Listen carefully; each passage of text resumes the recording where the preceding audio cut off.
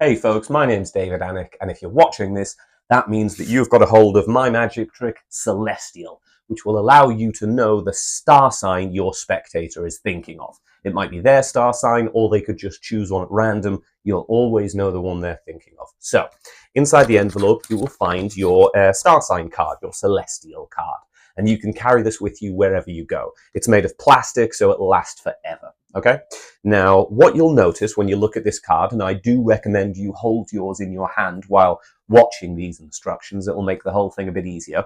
You'll notice that each of the 12 star signs is written in bold on the card.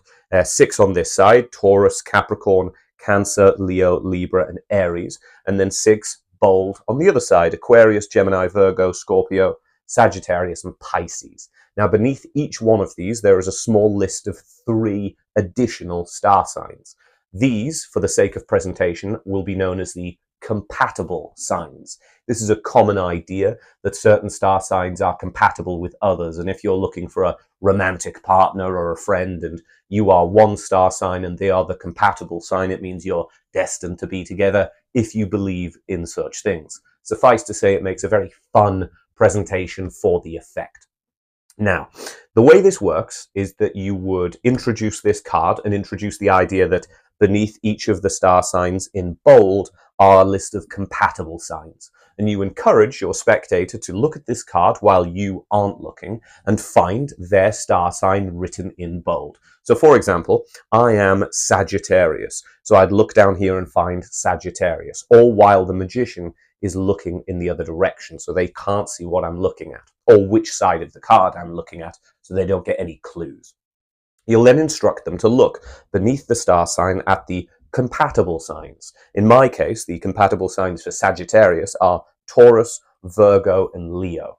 You will then instruct your spectator to read out their star sign and the compatible signs along with it, which will mean they will read a total of 4 signs, that is to say, their star sign, Sagittarius, and the 3 compatible signs beneath it.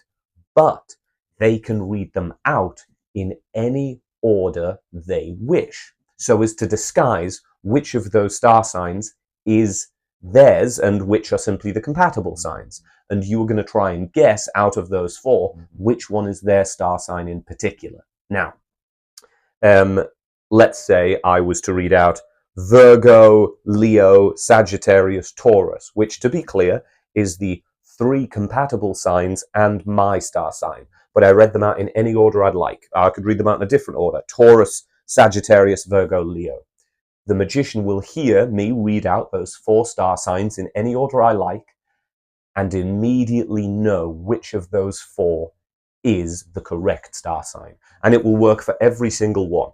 If you have your spectator read out their star sign in addition to the 3 compatible signs, you will always know which of those 4 they are thinking of, all right? And it works by a clever system that I'm about to explain to you. But just before I explain that system, let me point out a few convincers that will make this effect seem all the more impossible.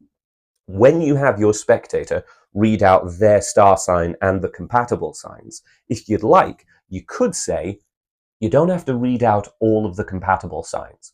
As long as you read out at least 2 of them, in addition to your star sign for a total of 3 in any order you'd like, that's fine, just to jumble them up enough. This way, they realize that, sorry, I touched my microphone there, they realize that it doesn't matter if all of them are named out, and they could choose any 2 of the compatible signs in addition to their own star sign to read out, which seemingly makes the effect even more impossible. And something that I like to point out is that if, for example, their star sign was Taurus, you'd notice, if you're holding the card in your hand yourself, or you can see here, that Scorpio is one of the compatible signs. And if we go down to Scorpio, we'll notice that Taurus is one of the compatible signs of Scorpio. So if I hear them read out Scorpio and Taurus, there is no way for me to know which of those 2 signs is their sign.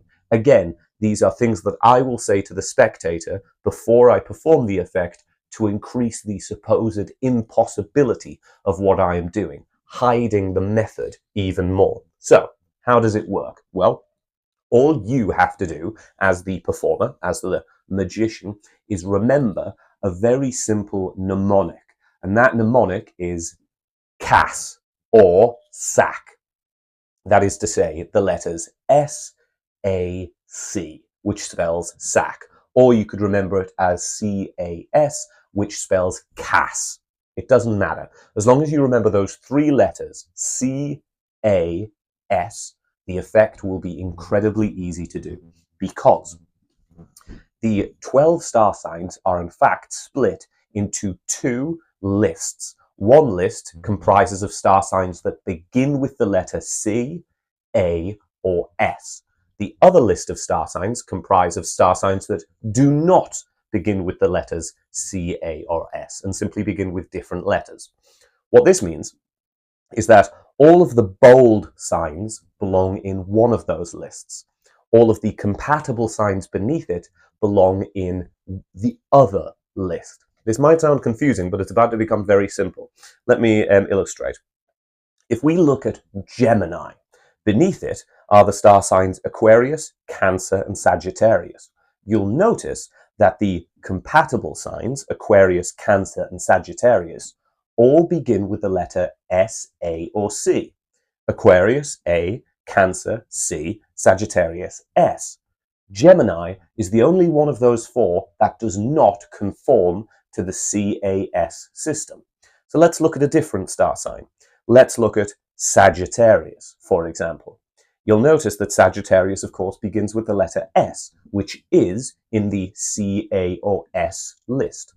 But all of the compatible signs, Taurus, Virgo, Leo, none of those begin with the letter C, A, or S. This is true for every single star sign on the list. Just to illustrate the point even further, if we look at Taurus, Capricorn, Scorpio, Cancer are beneath it. C, S, C. All three of those conform to beginning with either C, A, or S, in this case, C, S, C. But Taurus does not. In other words, one of these star signs will always be the odd one out. When you hear your spectator name their sign in addition to the compatible signs, one of those star signs will either begin with C, A, or S, or one of those star signs will not begin with C, A, or S, but the other ones named will. And your job is quite simply to listen for the odd one out. So, for example, if I was to read out these four star signs, Scorpio, Leo, Aries, Cancer, what you'll notice is that Scorpio, Aries, and Cancer, S, A, C. All of those begin with C, A, or S. But Leo was the odd one out. It does not begin with any of those three letters. So you know the star sign your spectator is thinking of is Leo. Alternatively, if I was to read out Gemini, Pisces, Cancer, Taurus, I listen to those. Gemini, that doesn't start with a C, A, or S, so that's in one list. Cancer, that does start with a C, A, or S, so that's in the other list. Taurus, Pisces, neither of those start with a C, A, or S. So the odd one out there is Cancer. It's the only one of those that conforms to the rule of beginning with a C, an A, or an S. I immediately know the star sign they are thinking of is Cancer. And that is the basic fundamental of the effect. You are instructing your spectator to list a few of these signs, and always one of them will be the odd one out. So just to recap the presentation of the effect, I would say to a spectator, why don't you think of your star sign? They do. Let's say the star sign they are thinking of is Libra. I don't know this, but that is their star sign. They think of their star sign. I will hand them this card and explain that this is a card that shows the compatible star signs. The main star signs are written in bold on each side, and beneath them a series of 3 compatible signs. Why don't you look through that card and find in bold your star sign? They take the card off me and I turn around and look away. They look down and find Libra. I then say, have you found your star sign? They say yes. I say, beneath your star sign, can you see the 3 signs compatible with yours? They say yes. So in their case, it would be Capricorn, Aries, and Sagittarius. I say, okay, good. What I would like you to do is read out the 4 star signs you are looking at. That is to say, your own star sign and the 3 compatible signs. But you can read them out in any order you wish, so as to disguise which of those is the star sign you are thinking of. Okay? And they say, yes, good. And I say, I tell you what, if you'd like, you don't have to name all 3 compatible signs. You could choose just at least 2 of the compatible signs and name those in addition to your own star sign in any order you wish. That way there's no way I could know which of the star signs you name is your particular star sign. And before you do it, let me point out, if we look at the star sign Taurus, you'll notice beneath it, Scorpio is one of the compatible signs. And if we look at Scorpio, one of the compatible signs is Taurus. So if you were to name those 2 signs, there's no way I could know which of those is your sign. Sound fair? They will agree that this sounds fair. Notice that that's actually a little bit of a trick, the way I'm phrasing it. While Taurus and Scorpio do always match, because they're always going to say at least 3 star signs, I can always find the odd one out. But as a convincer, I have pointed out how 2 of the star signs link to each other on either side, and it just means that the trick seems even more impossible to them. Sure enough, they will take their star sign, they will maybe choose just 2 of the compatible signs. Let's say they choose Capricorn and Aries, and they out loud will then say Aries, Libra, Capricorn, mixing the order. I listen, and I hear Aries, and I know it starts with an A, so it's a CA or an S1. I hear Libra, I know it doesn't, and then I hear Capricorn, and I know it does. So the odd one out in that case would, of course, be Libra, because it does not conform to the C, A, or S rule. So that's the entire effect. It's incredibly simple to perform, and don't be put off by the apparently simple method. It's incredibly difficult to detect. I've never had anyone, actually, even when I've explained to someone that the way it works is there's an odd one out system, it takes them ages to find the system, and often they just simply can't. It's a very complex thing. Once you understand how it works, it feels very, very simple, but it's incredibly difficult to detect. The way I will usually perform this as a professional is that if I was performing on stage or in a walk-around magic environment and close-up, I will do this simultaneously on 2 or 3 people. And I will have them take the card one at a time and read out 3 or 4 of the star signs, and I will listen for which is theirs. I will listen for the odd one out, but I won't reveal it immediately until all 3 of them have given me the information, and I will simply listen and remember which star sign fits each individual person. So I'll listen and go, all right, that person Capricorn was the odd one out, that person Libra was the odd one out, that person Sagittarius was the odd one out, and I'll just remember Capricorn, Libra, Sagittarius. Now I appreciate it might be a bit difficult for you to remember that much information in one go, and if it is, you don't need to bother with that. You can just do it one at a time. But if you can get good at remembering the order of those particular Capra, Libra, Sagittarius, whatever it might be, you can then simultaneously reveal all of those star signs. I'll take the card back and put it in my pocket, and then I'll say, you look at me. Yeah, I get the feeling yours is Capricorn. Yours, almost certainly Sagittarius. Yours, Libra. Boom, boom, boom, 1, 2, 3. And that makes the effect feel even more impressive and impossible. And usually it's good to reveal the star sign after you've put the card away. So once they have read out their compatible signs and their own star sign, take the card back and put it in your pocket, get rid of it, and then take another moment and look at them and go, look at me, let me just really think about your star sign. That way, you are separating the method from the effect. The effect is that you know what their star sign is. The method requires the card.